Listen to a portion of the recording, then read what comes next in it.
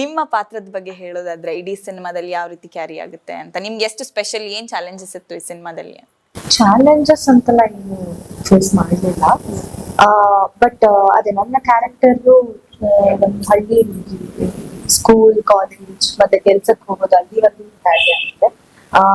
And audience ನಾನು ತಿಳ್ಕೊಳ್ಳೋದೇನಂದ್ರೆ character ಆಗಿ character ನೋಡಿ, ಸೊ ಅಂದ್ರೆ ಅವ್ರ ಮನೆ ಅಕ್ಕಪಕ್ಕದಲ್ಲಿ ಇರೋದು, ಅವ್ರ ಊರಲ್ಲಿ ಹೋಗಿ ಅನ್ನೋ ತರ ನೋಡಿದ್ರೆ ನಿಜವಾಗ್ಲೂ ತುಂಬಾ ಇಷ್ಟ ಆಗುತ್ತೆ. ನನ್ನೊಬ್ಳು ಕ್ಯಾರೆಕ್ಟರ್ ಅಂತಲ್ಲ, ನಮ್ ಸಿನಿಮಾದಲ್ಲಿರೋ ಅಷ್ಟು ಕ್ಯಾರೆಕ್ಟರ್ಸ್ ನಿಮ್ಮ ಹಳ್ಳಿಗಳಲ್ಲಿ ಅಥವಾ ನಿಮ್ ಪ್ಲೇಸ್ ಗಳಲ್ಲಿ ಇರ್ತಾರಲ್ಲ ಒಂದೊಂದಿಷ್ಟು ಕ್ಯಾರೆಕ್ಟರ್ಸ್, ಅದಷ್ಟನ್ನು ರಿಸೆಂಬಲ್ ಮಾಡುವಂತ ಕ್ಯಾರೆಕ್ಟರ್. ಅಮ್ಮ, ಈಗ ನೀವು ನೋಡ್ತಾ ಇರ್ಬೋದು ಕನ್ನಡ ಚಿತ್ರರಂಗದಲ್ಲಿ ಒಳ್ಳೆ ಕತೆ ಬರ್ತಾ ಇಲ್ಲ, ಜನರನ್ನ ಥಿಯೇಟರ್ಗೆ ಕರ್ಕೊಂಡು ಬರೋದೇ ಒಂದು ಸವಾಲಾಗಿದೆ.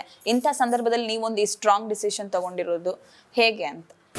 ಎಲ್ಲ ಮನೇಲೂ ಎಲ್ಲ ಕಷ್ಟ ಇರುತ್ತೆ, ಎಲ್ಲ ಟೈಮಲ್ಲೂ ಎಲ್ಲ ಕಷ್ಟ ಬರುತ್ತೆ. ಅದರಲ್ಲಿ ನಾವೇನ್ ಮಾಡ್ಬೇಕಂದ್ರೆ ಸೆಲೆಕ್ಷನ್ ಚೆನ್ನಾಗಿ ಮಾಡ್ಕೋಬೇಕು. ಈಗ ನಾನ್ ಬಂದು 25 years ಆಯ್ತು ಇಂಡಸ್ಟ್ರಿಗೆ. ಎಷ್ಟು ನಾನು ಬಂದು ಪ್ರತಿದಿನ 10 ಸಿನಿಮಾ ಬಿಡ್ತಾ ಇದ್ದೆ. ಬಂದಂದ್ರೆ ಅಟ್ಲೀಸ್ಟ್ ಒಂದ್ 15 ದಿವಸಕ್ಕೊಂದು ದಿನ 1, 2, 3, 4 ಸಿನಿಮಾ ಬಿಡ್ತಾನೆ ಇದ್ದ. ಯಾಕೆ? ಅವನಿಗೆ ಇಷ್ಟ ಆಗ್ತಿರ್ಲಿಲ್ಲ, ಚಾಯ್ಸ್ ಆಗಿ ಮಾಡ್ಕೊಂಡ.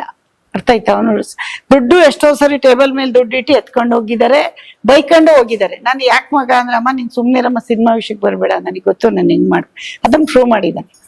ಆ ತರನೇ ಎಲ್ರು ಮಾಡಿ ಅಂತ ಹೇಳಲ್ಲ, ಫೈನಾನ್ಸಿಯಲಿ ಕಷ್ಟ ಇರುತ್ತೆ. ಆದ್ರೆ ಇರೋದ್ರಲ್ಲಿ ನೀವು ಫುಲ್ ಸ್ಟ್ರಿಕ್ಟ್ ಆಗಿ ಒಂದ್ ದೊಡ್ಡ ಪಿಕ್ಚರ್ ಮಾಡ್ಕೊಂಡ್ ಕುತ್ಕೊಳ್ಳಿ ಅಂತ ನಾನು ಹೇಳಲ್ಲ.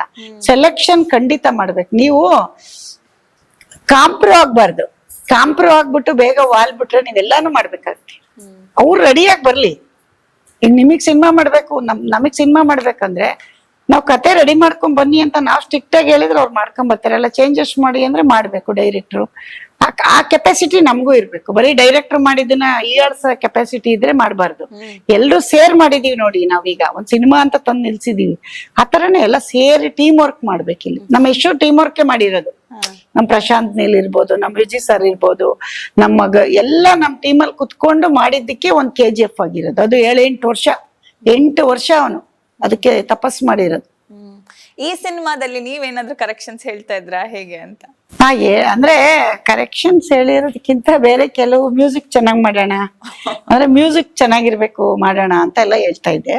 ಬಟ್ ಸಣ್ಣ ಪುಟ್ಟದ್ದು ಹೇಳಿದಾಗ ನನ್ಗೆ ಅನ್ಸಿದ್ ಕೇಳ್ತಾರೆ, ಅವರೆಲ್ಲ ಕೇಳ್ತಾರೆ, ಸುಮ್ನೆ ಮಾಡಲ್ಲ ಅವ್ರು.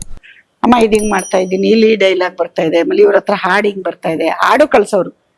ಹಾಡ ಇದು ಮಾಡ್ಬಿಟ್ಟು ಪ್ರಿಂಟ್ ಮಾಡ್ಬಿಟ್ಟು ಕನ್ನಡದಲ್ಲಿ ನಾನು ವಾಟ್ಸಪ್ಗೆ ಹಾಕೋರು. ನಾನು ನೋಡ್ಬಿಟ್ಟು ನನ್ಗೆ ಏನಾರ ಡೌಟ್ ಇದ್ರೆ ಕೇಳ್ತಾ ಇದ್ದೆ, ನಿಮ್ಗೆ ಓಕೆನಾ ಮಾಡಿ ಅಂತಿದ್ದೆ ಅಷ್ಟೇ. ಬಟ್ ಮ್ಯೂಸಿಕ್ಕಿಗೆ ನಂಗೆ ಸ್ವಲ್ಪ ಚೆನ್ನಾಗಿ ಮಾಡೋಣ ಅಂತ ಹೇಳಿದ್ದೆ, ಮಾಡಿದ್ದಾರೆ ಅಂತ ಅನ್ಕೊಂಡಿದ್ದೀನಿ. ಡೈಲಾಗ್ಸ್ ಎಲ್ಲ ನನ್ ಡೈಲಾಗ್ ಎಲ್ಲ ನೀವು ಅಲ್ಲಿ ಬರಲ್ಲ, ಎಕ್ಸ್ಪೆಕ್ಟ್ ಮಾಡಬೇಡಿ. ಅದೆಲ್ಲ ನಮ್ಮ ಹಳ್ಳಿ ಡೈಲಾಗ್.